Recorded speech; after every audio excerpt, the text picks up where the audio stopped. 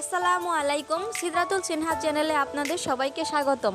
আমার আজকের পর্বে আমি আপনাদের সাথে শেয়ার করব কিভাবে খুব সহজে আলুর সুন্দর নাস্তা তৈরি করা যায়। এই নাস্তাটি দেখতে যতটা সুন্দর, খেতে অসাধারণ মজা হয়।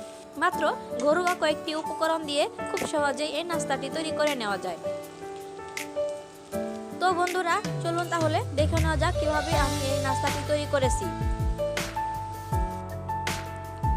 এই নাস্তাটি তৈরি করে নেওয়ার জন্য আমি নিয়ে নিয়েছি 2টা সিদ্ধ আলু।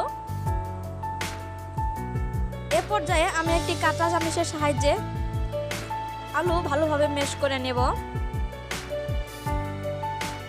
খুব সুন্দরভাবে ম্যাশ করে নিতে হবে যাতে এর ভেতরে কোনো গুটি না থাকে।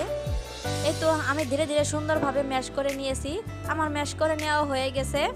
এবার দিয়ে দিব ধনিয়া পাতা কুচি, দিয়ে দিব 2টা মরিচ কুচি, দিয়ে দিব 2টা পেঁয়াজ কুচি,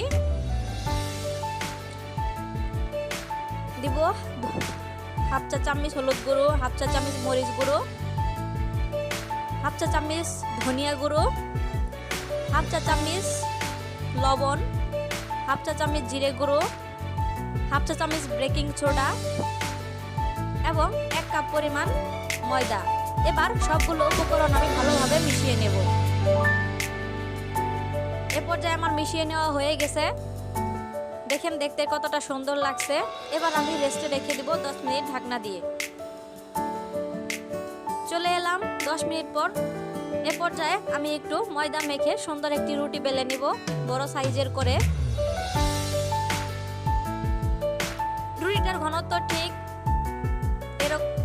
এবার আমি একটি কৌটার সাহায্যে রুটিটা কেটে নেব। এই তো আমার কেটে নেওয়া হয়ে গেছে। এবার বাকি অংশটা আমি ছাড়িয়ে নিব।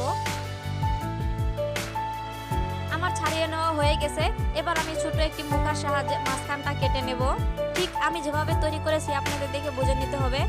এই তো আমার মাঝখানটা ছাড়িয়ে নিয়ে হয়ে গেছে। আমি সবগুলো উঠিয়ে নিব। এবার আমি এগুলোকে ভেজে নেব। দেখেন কত সহজেই নাস্তাগুলো ফুলে উঠছে। নাস্তাগুলো খেতে অসাধারণ মজা হয়। আপনারা বানিয়ে দেখবেন অবশ্যই। ধন্যবাদ সবাইকে আমার ভিডিও দেখার জন্য। আমার ভিডিওটি ভালো লাগলে অবশ্যই আমার চ্যানেলটি সাবস্ক্রাইব করবেন।